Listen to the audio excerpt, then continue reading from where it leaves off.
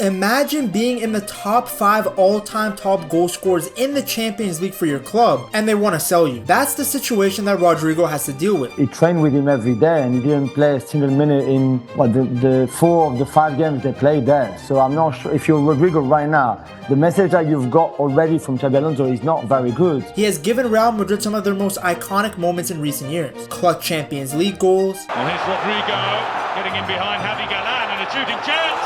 Oh, it's brilliant. Match-winning moments. يلعب كرفخال حاط الكرة والثاني فما حاجة يا الله يا الله. And the kind of composure you rarely see in players his age. And yet the club seems ready to move on from him. Why would Madrid even think about selling such a talented, loyal, and proven performer?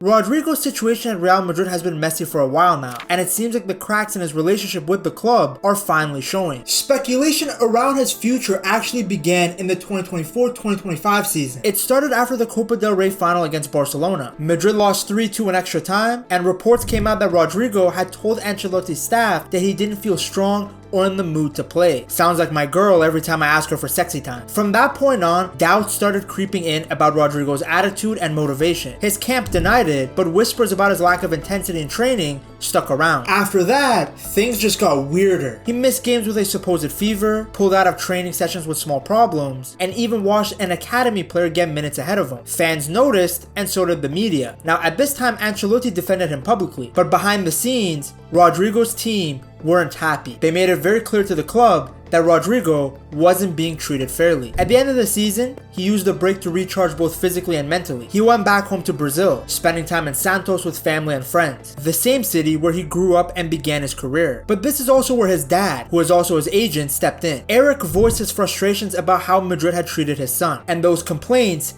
didn't sit well with the people inside the club, and it added more tension to an already tricky situation. Meanwhile, Premier League clubs circled around. Arsenal in particular were very interested, offering him a spot where he could finally play on the left, his natural position, instead of being forced on the right because of Vini and now Donatello. Then came Xabi Alonso's arrival as Madrid's new coach. He said he needed Rodrygo, and the early training sessions suggested a reset. Rodrygo looked happier and more engaged. Alonso was highly attentive with him, and it seemed like the tide might be changing. But even then, Alonso benched him in games while giving minutes to youngsters like Arda Güler and Gonzalo Garcia. That only fueled the speculation more. The trust between him and the club feels very shaky. He's talented, clutching big Champions League moments, and still very young, but his future in Madrid has looked more uncertain than ever before. It's a shame to see, but when you look at Rodrygo's career at Real Madrid, he has consistently gone under the radar. He was signed by the Spanish Giants because he was labeled as a teenage prodigy in Brazil. Rodrygo came through the academy at Santos and quickly made a name for himself with his skills and how mature he was. By 17, he was already impressing everyone who watched him play, and in 2018,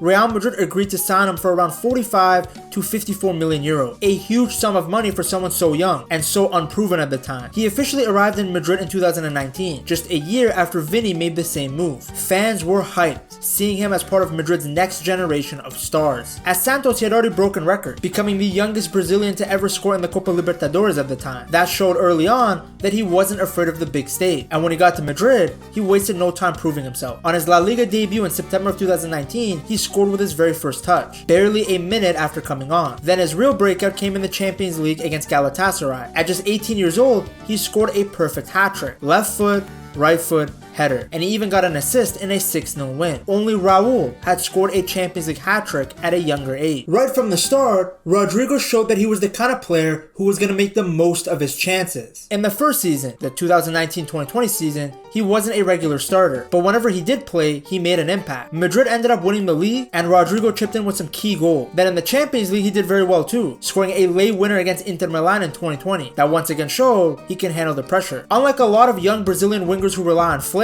Rodrygo played with calmness. He often made the right call in the final third and finished his chances with real composure. By 2023, Rodrygo had established himself as a big game player. He was basically the polar opposite of Vini. Whether it was his brace in the Copa del Rey final against Osasuna or scoring against City in the Champions League, Rodrygo was able to shine when the lights were the brightest. But even with these achievements, he often found himself in the shadows of others, specifically his fellow Brazilian teammate, Vini. Both Rodrygo and Vini came out of Brazil as these super hyped up teenagers with a lot of potential. But at Real Madrid, their paths went in very different ways. Vini arrived a year earlier, and despite a slow start, he really exploded in the 2021-2022 season. He locked down the left wing, scoring the winner in the Champions League final, and became the face of Madrid's attack after Ronaldo left. His rise was fast, and by 2024, he was already finishing on the podium for the Ballon d'Or. Many even felt that he should have won the Ballon d'Or. Rodrigo, on the other hand, has flown a bit under the radar. He is also a natural left winger, but since that spot belonged to Vini, he spent most of his Madrid career on the right side. It's no secret that that's not his best position, but he never complained and did what the team needed. Sometimes he even played as a second striker, while Vini continued to shine on the left. Comparisons between the two has also made it a bit tougher for Rodrigo. Vini is this flashy, fiery, fast player who dribbles past multiple defenders. He's a highlight machine. Rodrigo's game is way calmer. He's way more efficient with his movement. He makes very smart decisions. Qualities that don't grab the same headlines. Naturally, Real Madrid built their attack and marketing around Vini, while Rodrigo was seen as the other winger. The numbers back that up too. Vini was regularly putting up double-digit goals a season, while Rodrigo's La Liga numbers look like Højlund's numbers in the Premier League. Some of that was because Rodrigo was rotated more, but again, statistically, he was a secondary option. And when Madrid added stars like Bellingham and Mbappe, Rodrigo really felt like the odd one out. In the 2024 Ballon d'Or rankings, for example, Vini, Bellingham, and even Carvajal were all in the top 10, but Rodrigo wasn't even nominated. Now, that doesn't mean that Real Madrid, the club, or the fans don't rate him. He's loved for his humble personality and clutch goals, but the reality is he's usually overshadowed by some other bigger name. By 24, he had already won 3 league titles and 2 Champions League, and scored in massive games. Yet ESPN still called him not the star, not even the second fiddle. He's 4th on the call sheet. With teammates like Vini, Bellingham, and Mbappe hogging the spotlight, Rodrigo ended up with this label of being underrated, Madrid's quiet, unsung hero. Some of Rodrigo's best performances honestly don't get the credit that they deserve. A perfect example of that came in the Champions League against Salzburg. He scored 2 great goals in a 5-1 win, showing off his movement and finishing. On that night, he was arguably the best player on the pitch. But as the second half went on, both Mbappe and Vini also scored. When Rodrigo was subbed off in the 71st minute, the crowd clapped for him warmly. But because Mbappe went off at the same time, the chants of Mbappe drowned out any recognition for Rodrigo. Even Vini thought it was unfair. After the game, he admitted he was surprised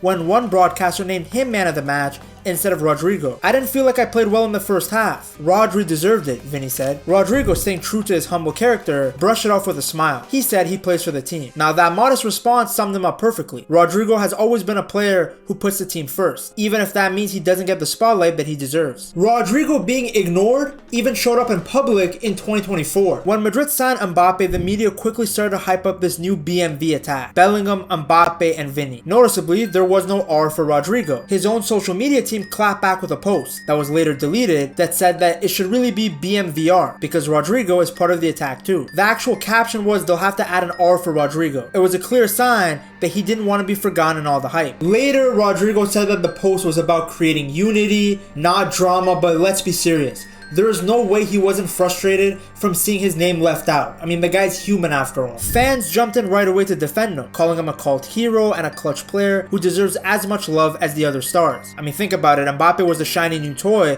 but he hadn't helped Madrid win 2 Champions League. Among Madristas, there's a huge appreciation for his knack for late goals and his humble, hardworking attitude. It's why many see him as a fan favorite. But on the bigger stage of world football, Rodrigo has never been lifted into the same superstar category as guys like Vini, Bellingham, or Mbappe. And that reality is an important point to mention when we look at what might come next in his career at Real Madrid. It's a weird situation because if I told you back in 2022 that Real Madrid were even considering letting Rodrigo go, you would have laughed in my face. It was during the 2021-2022 season that he delivered time and time again for Madrid in the Champions League. In the quarterfinals against Chelsea, Madrid looked dead and buried. They were down 3-0 at the Bernabeu in the second leg and were on the verge of being knocked out. Then Rodrigo came off the bench and changed everything. Modric shaping one. Oh! It's hit in by Rodrigo for 3-1. To this day, Chelsea fans still get upset thinking about that goal. But that was only the warm-up. The real magic came in the semi-final against Manchester City. Madrid were trailing on aggregate as the game entered injury time. Classic. They needed a miracle and Rodrigo delivered 2 of them.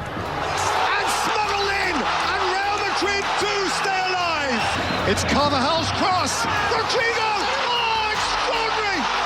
They prayed for miracles, and miracles arrived! In 60 unbelievable seconds, Rodrygo dragged Madrid from 5-3 down to 5-5 on aggregate, forcing extra time. The Bernabeu went from silence to total chaos, while Pep Guardiola and City were left with their balls in their hand. Madrid went on to win in extra time and eventually lifted the Champions League trophy in 2022. But without those two Rodrygo goals, they wouldn't even have reached the final. That's why fans started comparing him to club legends for his clutch gene. At just 21 years old at the time, his strike rate in the Champions League was already one of the best in Madrid's history. It was only second to Cristiano Ronaldo and Alfredo Di Stefano. That's the kind of company Rodrygo had put himself in. Now, Rodrygo hasn't only saved Madrid in Europe, he's done it in Spain too. Yes, I know Spain is in Europe, but you guys know what I mean. I'm talking about La Liga versus the Champions League. One of his best clutch moments came in the Copa del Rey quarterfinals in January of 2023, the Madrid derby against Atletico. He started on the bench that night, which was due to the fact that he showed some frustration about being subbed out in the previous round, but I'll get to that later, and Madrid were struggling after going 1-0 down. In the second half, Rodrygo came on and instantly changed the game. Picking the ball up from about 35 yards out, he weaved past several Atletico defenders on a brilliant solo run, and finished it off with a cheeky toe poke past Jan Oblak. That goal leveled the score, pushed the game to extra time,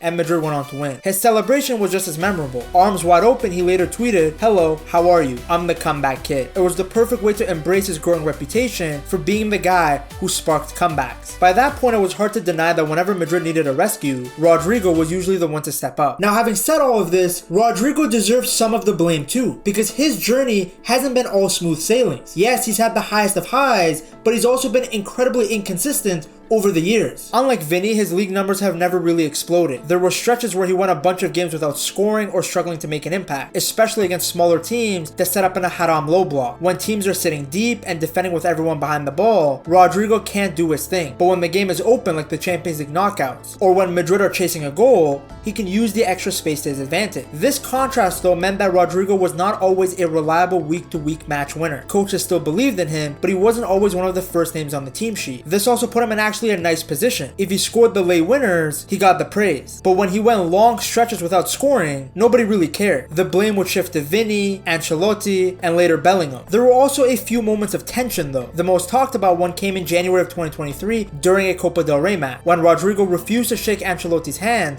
after being subbed off. Now, Ancelotti laughed it off in front of the cameras, joking that maybe he forgot. But you could tell that eyebrow man was not happy. As a result, Rodrygo was benched for the next game. It was rare to see Rodrygo act out like that. He's normally very polite and respectful. Maybe it's because deep down he's actually Bengali and not Brazilian. But it did show his frustrations at the time. Having said all of this though, Rodrygo leaving could in theory benefit both the player and the club. It's very clear that with the arrival of Mbappe, there's basically no chance of Rodrygo playing in his natural position on the left consistently. In the pecking order at the club, he will always be behind the other guys. He is essentially a luxury super sub. Alonso also clearly doesn't see him as a part of his plans. He only started 1 of 6 matches at the Club World Cup, and the same pattern continued in La Liga. With Mastantuono, Madrid have a natural right winger, so they don't even have to shoehorn Rodrygo there. For a player of Rodrygo's age and ambition, this is a concerning trajectory. From the club's perspective, if they see a future where Rodrygo will most likely be a backup or rotational player, it makes sense to sell him. He is still a super valuable asset, especially for a team that doesn't have a superstar left wing. This would also allow Real Madrid to invest the funds in other areas of their team where depth is lacking, like the midfield and back line. Rodrygo's value has shot up since he joined. It's now sitting somewhere between 80 to 100 million euros. He's locked into a long contract until 2028 with that massive 1 billion euros release clause, which is mostly symbolic. But if Madrid do sell, they'd bring in a huge fee. And there aren't many rotational players in the world worth that much. Some people inside the club see this as the perfect chance. If someone offers anything close to 100 million euros for a player who isn't a guaranteed starter, it's pretty hard to say no. And keep in mind, Real Madrid has never been afraid to sell big names before, especially when it makes financial sense. Just look at when Ozil or Di Maria left in their prime. For Rodrygo, Real Madrid should cash in while his stock is still relatively high. By the way, if you guys want a Rodrygo jersey of your own, go to buygamejerseys.com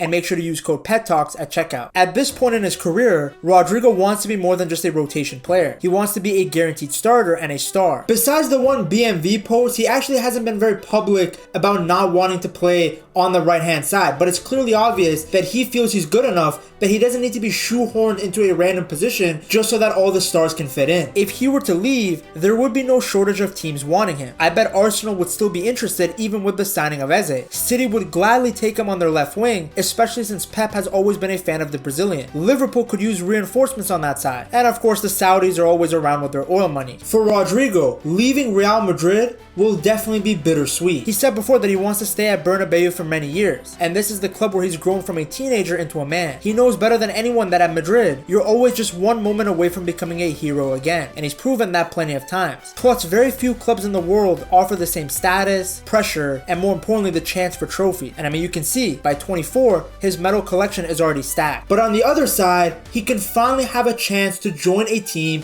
where he would be the main man. At Madrid, he's in the shadow of bigger names. Somewhere else, he could be the face of the project, playing every week in his natural position and stepping into the spotlight. It's more responsibility, more pressure, but also more recognition when he performs well. At the end, it comes down to Rodrigo himself. Is he happy staying as a backup option at one of the biggest clubs in the world, or is he ready to lead a team on his own? Considering he's won almost everything there is to win with Madrid, and with reports hinting at dips in his motivation, maybe a move away is exactly what he needs to reignite his hunger. Sometimes a new challenge is what pushes a player to reach the next level. Now there's another player that's trying to reach that next level at Real Madrid and make his own mark, and that's Mbappe. To see how the Frenchman is doing his best to leave a legacy like his idol Cristiano Ronaldo, you gotta watch this video right here.